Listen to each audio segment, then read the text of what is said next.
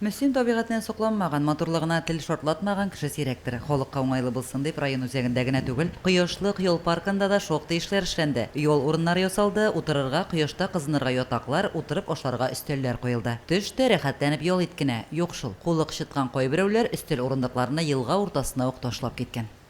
Елдагача үзебезнең районыбызда без моторларга тырышабыз, особенно набережныйга бик каты внимание уделәтәбез. Инде аңа карамастан, яшь үсмерләр килеп үзләре шунда су кереп, утыра торган утыргычларны, өстәлләрне икенче якка чыгабыз дип, суга ташлап, шунда суда калдырып, ишерттереп яталар. Шушы репортаж барып җитсә, шул яшьләргә алар аңласалар, бик әйбәт булыр иде.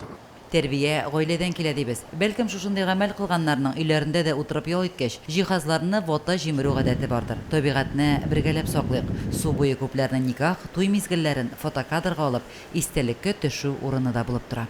Безнең ел сайын үзебезнең пляждагы бөтен утыра торган, ята торган әйберләрне суга ташлау ел сайын тапкылабыз. Андый әйберләр башка булмасыннар. Ял итәргә урыннар, мөмкинлекләр бик күп. Возможностьлар бирелеп тора, шуңа аларны саклап, әйбәтләп тотырга иде. Булганны кадерләп тотканда, башкаларның начар гамәлләрен күреп, туктата, кисәтә белгәндә генә җирлегебез чәчәк атар. Берәү эшләгән эшне икенчеләр күрә, бәяли белсен иде. Лилия Шәймиева, Динар Нурытдинов, Мөслим телевидениесе.